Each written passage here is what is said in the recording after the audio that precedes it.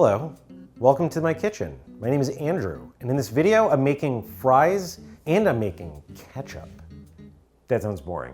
Let me explain. Now you may know me from this other show called Worth It, where me and my pals Steven and Adam go around eating different foods at different price points to see which is the most worth it. And in making that show, I've developed this insatiable curiosity for why great foods taste great. And I think one of the best ways to satisfy that curiosity is to recreate some of my favorite foods from the show for myself, to see what's going on in the recipe, to drill in on the fundamentals of why something tastes good.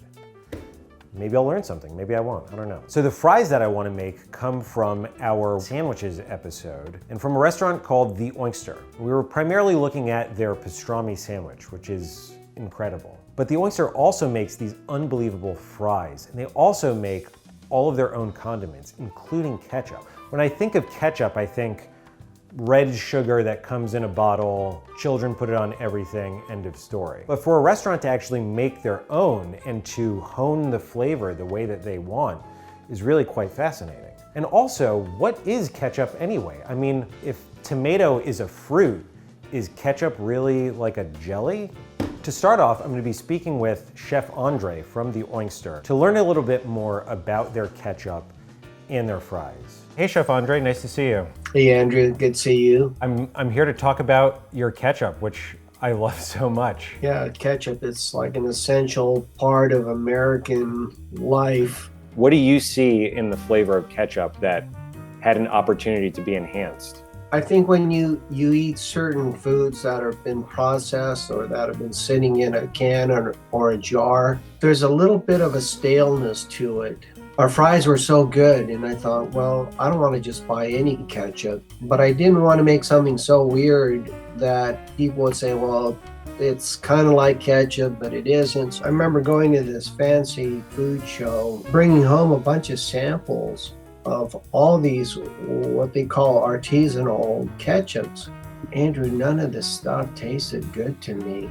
I mean, it's interesting, but when it came down to it, I wanted a basic ketchup. We all have some kind of a reference, memories from our childhood about how things were or how we think they were. You want to strive for elevating that standard. How can you make that standard even better? When I first made it, I thought, well, it tastes like ketchup.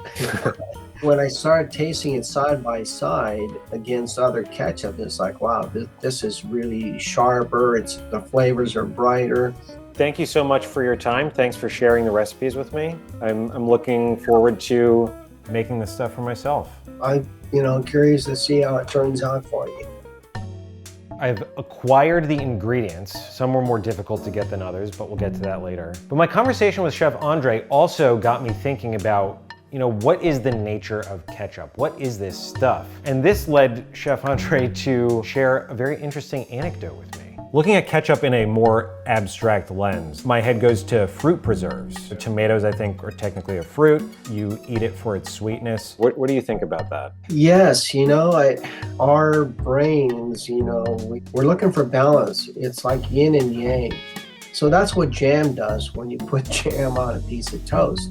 When I was a kid, I used to, drink coffee with my dad in the morning. And he would do these things. I thought it was kind of weird and quirky, but he would make toast and he would smear butter and he would get this really sharp blue cheese. But then he would add orange marmalade to it. And I don't know why that flavor combination just stuck with me. And it's like a little lesson in contrast and balance. I'm telling you, try it sometime, and it's really amazing combination. Yeah, it's delightful. It's wonderful. Although foods can seem very different, usually they're all trying to accomplish the same thing. Contrasting flavors, harmonizing flavors, sweet, cheese. I also think that it is very necessary when embarking on a new cooking project to give yourself a little snack at the beginning, because you don't know how long it's going to be until you get to eat that final thing. So we're gonna put together the ketchup now, which is actually fairly straightforward. So we have a whole bunch of tomato paste. I wonder how many tomatoes go into an ounce of tomato paste. It must be a lot. Some white wine vinegar. The sugar is also a key difference from what you would find in store-bought ketchup. We're using cane sugar. You know, it's like drinking Mexican Coke in a bottle versus Coke in a can. You get that little nuanced flavors. You get maybe a little bit of ginger notes in the Mexican Coke, and the sweetness is a little sharper and cleaner. And then, you know, we have some spices. There's cinnamon and allspice and a little nutmeg. It's very subtle, but it's there. It's also worth noting that I'm using the Oysters recipe, which is for their large-scale restaurant amount of ketchup. I think sometimes flavors don't scale proportionally. So I'm also just using the general proportions as a guideline and then doing it to my own taste as well. So then we have a bunch of salt. And then there's also some corn syrup, which is mainly for texture. So now we're basically bringing this to a simmer. It'll simmer for 30 to 40 minutes, and that will be it. Okay, it's time to make the fries.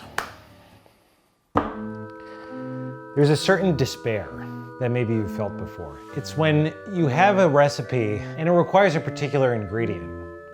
And you think, oh, I might have to go to a couple stores for this. And then you hit that third or fourth store.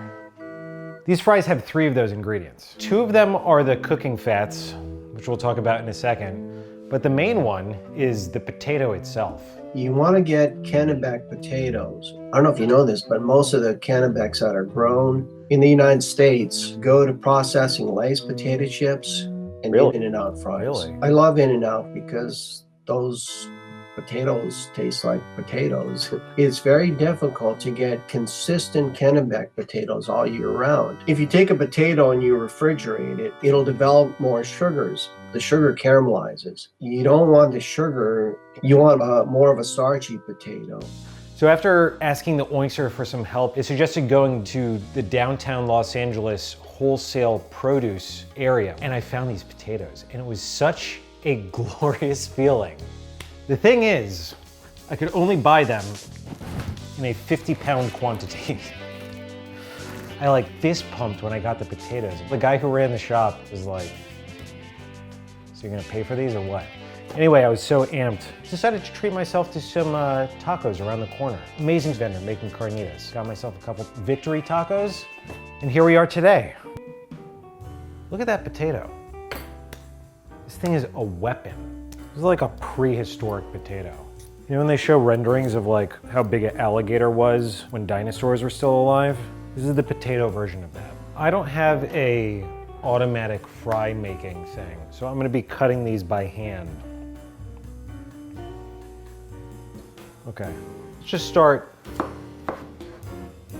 This is now like the size of a large potato. So I'm just gonna cut these into large planks and then cut those in 2 sticks.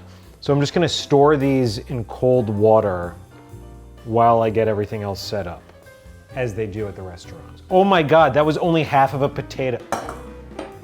I forgot that I cut this potato in half. Oh my God. What am I gonna do with these potatoes?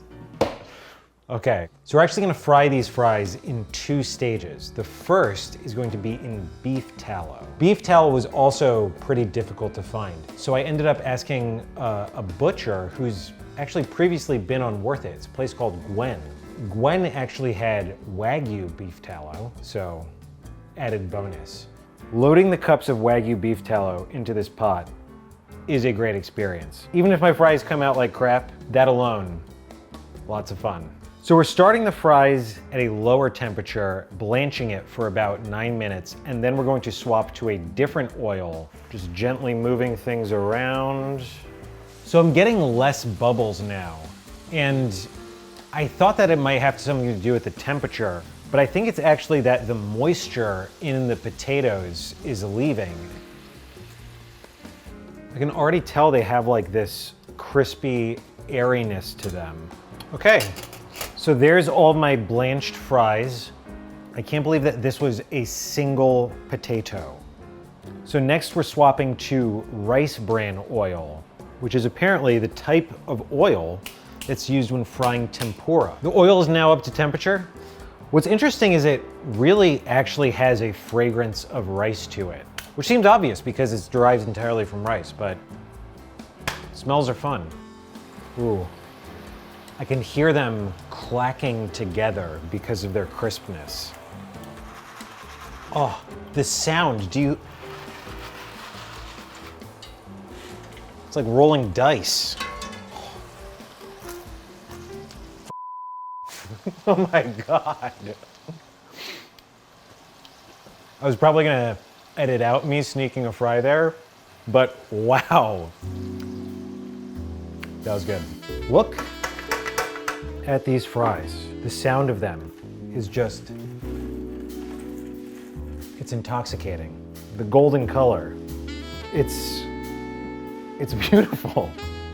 With potatoes. Okay, ketchup. I have quite a lot of ketchup now. I'm gonna pick a choice fry here.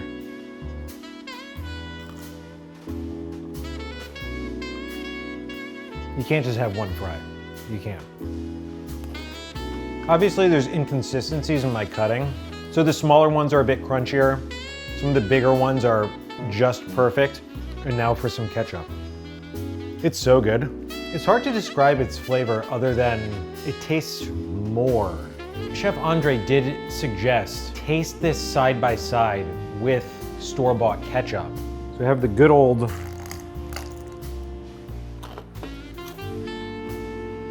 they know how to make ketchup, that's for sure. The freshly made stuff is just a little bit more alive. The taste of vinegar, the taste of the spices. And what's interesting is that when the differences between two things are subtle, it's still just as important as if the differences were large. What an amazing deal it is to go to a place and get this without having to go through all that trouble and effort. The crazy thing is that these fries are so good, you don't even need ketchup. Check out the Oyster in Eagle Rock. Amazing food. Highly recommend. Thanks for watching.